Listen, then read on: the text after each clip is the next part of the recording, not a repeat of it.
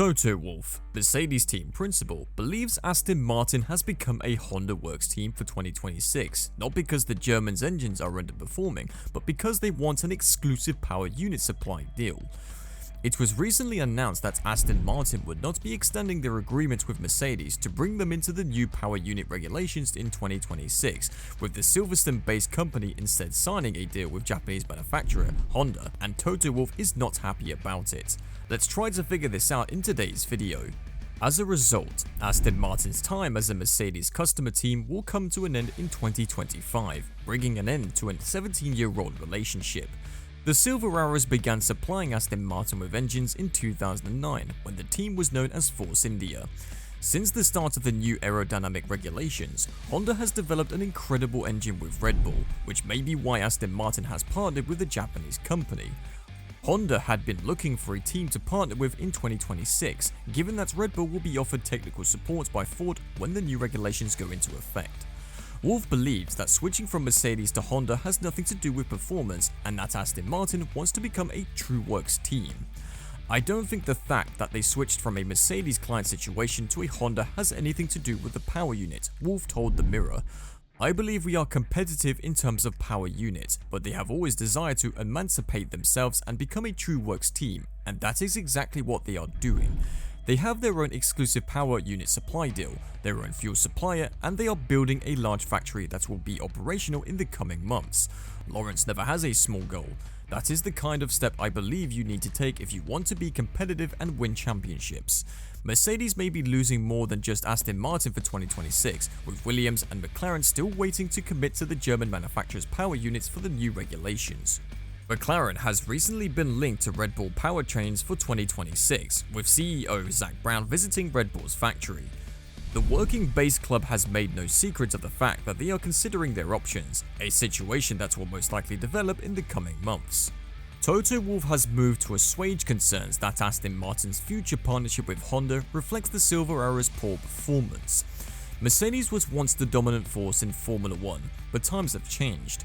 Red Bull is currently running the show, with Wolff's Brackley-based team's last two cars unable to compete with machines designed not far away in Milton Keynes.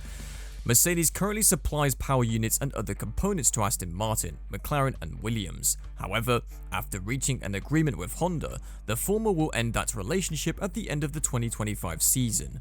Toto Wolff has moved to assuage concerns that Aston Martin's future partnership with Honda reflects the Silver Arrow's poor performance. Mercedes was once the dominant force in Formula 1, but times have changed. Red Bull is currently running the show, with Wolff's Brackley-based team's last two cars unable to compete with machines designed not far away in Milton Keynes. Mercedes currently supplies power units and other components to Aston Martin, McLaren and Williams. However, after reaching an agreement with Honda, the former will end that relationship at the end of the 2025 season. I don't think it has anything to do with the power unit they switched from a Mercedes client situation to Honda, the Austrian said. I believe we are competitive in terms of power units, but they have always desired to emancipate themselves and become a true works team, and that is exactly what they are doing. They have their own exclusive power unit supply deal, their own fuel supplier, and they are building a large factory that will be operational in the coming months. Lawrence never settles for second best. That is the step you need to take if you want to be competitive and win championships. What Mercedes' other customers do remains to be seen. Williams and McLaren have yet to make a final decision on their engine options for 2026. The latter team, in particular, has gone to great lengths to conceal the fact that it is seriously considering its options.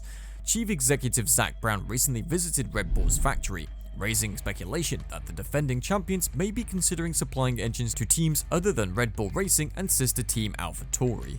Red Bull has dominated the 2023 season, winning every race so far, putting them firmly on course to win both championships. Toto Wolff, team principal at Mercedes, has warned the Formula 1 official against interfering in the 2023 season to limit Red Bull's performance advantage over its competitors.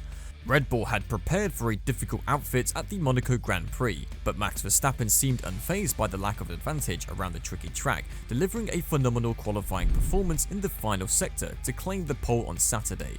Despite a rain shower threatening to cause grid chaos, the Dutchman powered to victory, holding P1 by the checkered flag to claim his second victory in the Principality.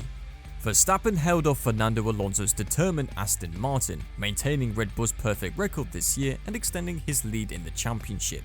Even though no team on the grid has managed to end Red Bull's dominance, Wolff believes it would be wrong for Formula 1 to change the rules or regulations to prevent the world champions from leading the pack.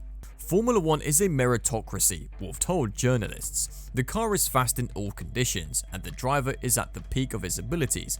Going off at times during the race but not retiring is a skill, and you can see that he pushed. All credit goes to them. We simply need to do a better job. We need to catch up, find intelligent solutions, hope that our development curve is steeper than theirs, and fight for this once more. Mercedes showed signs of a potential comeback in Monaco, demonstrating an impressive point-to-point pace, but they remain far behind Red Bull this season. Mercedes is closing in on Aston Martin, but the Silver Arrows will need some significant failures from Red Bull to reclaim the championship. George Russell was left kicking himself after the Monaco Grand Prix on Sunday, having missed out on a surprise podium finish after leaving the circuit at Mirabeau.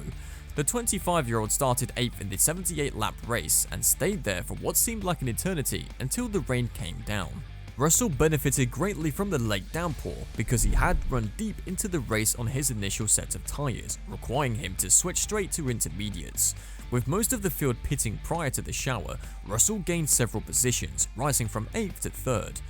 Russell appeared to be on track for a shock podium finish at the Circuit de Monaco until a brief lapse in concentration caused him to lock up at Mirabeau on his outlap, forcing him down the escape road. When Russell stopped him, Lance Stroll was already in the same escape road, attempting to reverse out. Russell dropped from 3rd to 5th due to the error and rejoined the circuit in an unsafe manner. Russell drove directly into Sergio Perez's path as he attempted to re-enter the track, resulting in a heavy collision between the two. Russell escaped with no injuries, but he was given a 5-second time penalty for the incident. Russell finished 5th, even though Charles Leclerc was more than 5 seconds behind him. However, 5th could have easily been 3rd, with the Mercedes driver knowing he was almost guaranteed his season's first podium. Until the rain came down, it was an exceptionally boring race. It kind of came out of nowhere because it wasn't on the forecast, Russell explained. I'm really kicking myself because P3 was almost guaranteed after not pitting. I came out, saw a yellow flag, backed up, and as soon as I touched the brakes, I locked up and followed Stroll up the escape road. That's a lesson in itself, that when you're not on it and focused, you make those mistakes. If there hadn't been a yellow flag there, I probably would have just focused more, and I wouldn't have gone off and cost the team a comfortable P3. Russell was clearly furious with himself after making a mistake, and team principal Toto Wolff was forced to speak to him over the radio in an attempt to calm him down. I was venting my frustration at myself, Russell explained. Nothing really more than that. As a driver, you may want to get this frustration out of your body for reasons that are not always obvious to everyone.